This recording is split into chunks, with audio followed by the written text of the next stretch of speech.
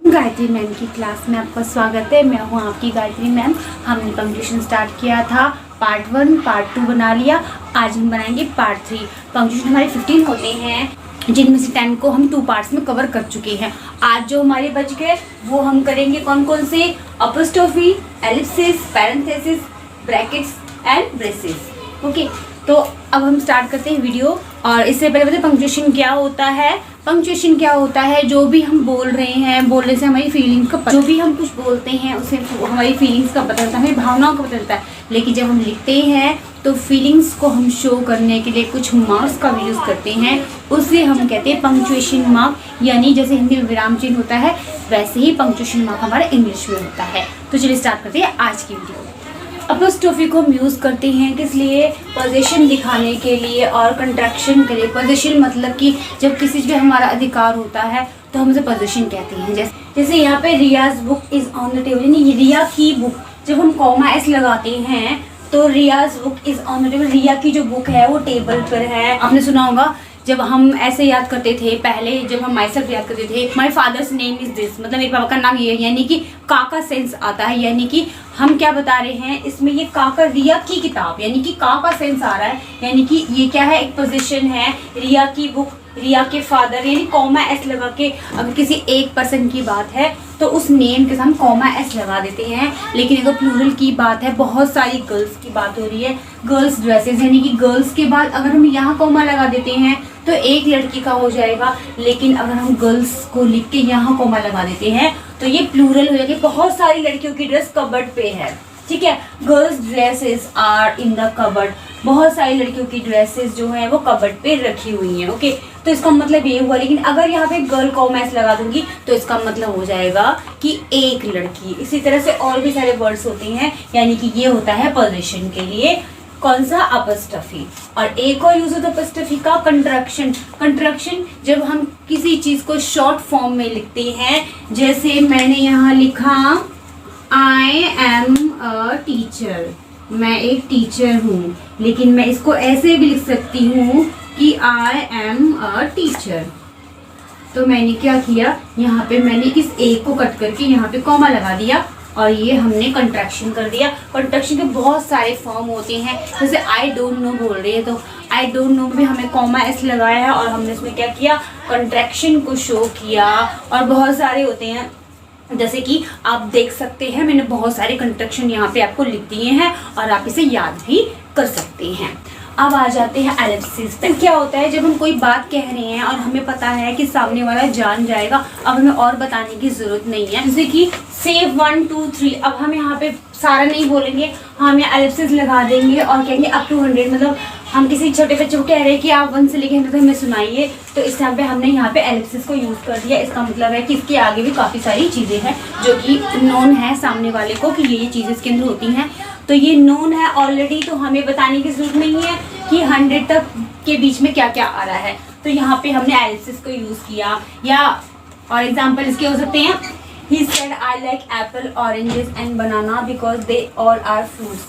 उसने कहा, ठीक है, क्या कहा? I like. कोटेड वह है क्योंकि इसलिए कोटेड है क्योंकि किसी के कहे हुए सेम वर्ड है तो कोटेड है इन्वर्टेड कॉमास के अंदर। तो आई लाइक, मुझे क्या पसंद है? एप्पल पसंद है, ऑरेंज पसंद है, banana, because they all are fruits, क्योंकि ये सारे फ्रूट्स हैं। अब इतना बोलने के बजाय हमने एलिप्सिस लगा दिया। He said I like Apple, orange और वो सो ऑन, बहुत सारे अगला समझदार है कि फ्रूट्स में कौन कौन सी चीज़ें रहती हैं। तो इस तरह से हमने एलिप्सिस से ख़त्म कर दिया। तो एलिप्सिस को यूज़ हम कर रहे हैं जब हम सामने वाले को हमारी बात पहले से पता होती है, नोन होता है, पता है कि ये चीज़ ऐसी हो सकती है, तो उस टाइम पे हम एलिप्सिस को यूज़ करते हैं। अब आते हैं पैरेंथेस, ब्रेसेस। अब आते हैं पैरेंथेस, ब्रैकेट्स एंड ब्रेसेस। एक्चुअली में सारे तरह ब्रैकेट्स के यूज़ हैं, लेकिन अलग अलग ब्रैकेट का अलग अलग यूज़ है। तो पहला है हमारा राउंड ब्रैकेट्स। ओके, तो राउंड ब्रैकेट्स देखते हैं हम। पैरेंथेसिस कैसे यूज़ होता है कि जब हम किसी भी parentheses are used for text that is part of originally sentence but can be omitted. कोई भी हम सेंटेंस बोल रहे हैं तो उसके अंदर कुछ एक्स्ट्रा इन्फॉर्मेशन देना चाह रहे हैं, तो उस वक्त हम क्या करते हैं, इस तरह से बनाते हैं, राउंड ब्रैकेट्स बनाते हैं और उसकी एक्स्ट्रा इन्फॉर्मेशन उसके अंदर लिखते हैं। अगर हम उसको नहीं लिखेंगे तो भी वो हमारा राइट रहेगा, बट एक्स्ट्रा इन्फॉर्मेशन हम यूज़ करते हैं। जैसे yesterday I met my best friend Meera, कल मैं अपनी फ्रेंड से मिली, क्या नाम है इस फ्रेंड का, मीरा। अगर मैं नहीं भी कहूँगी मीरा तो भी हमारा सेंटेंस सही है, लेकिन यहाँ एक्स्ट्रा इन्फॉर्मेशन दी कि जो मेरी बेस्ट फ्रेंड जिससे मैं मिली थी उसका नाम क्या था, Meera. Okay, she gave me nice bonus, उसने मुझे बहुत अच्छा बोनस दिया। ठीक है, कितना दिया, 1000 रुपीज़ दिया। अगर नहीं मैं बताऊंगी तो मैंने बता दिया कि मुझे बोनस मिला, कितना मिला कोई मतलब नहीं है, अगर बता दे तो अच्छी बात है। यानी कि जब हम कोई एक्स्ट्रा इन्फॉर्मेशन दे रहे हैं तो हम इन राउंड ब्रैकेट्स को यूज़ करेंगे।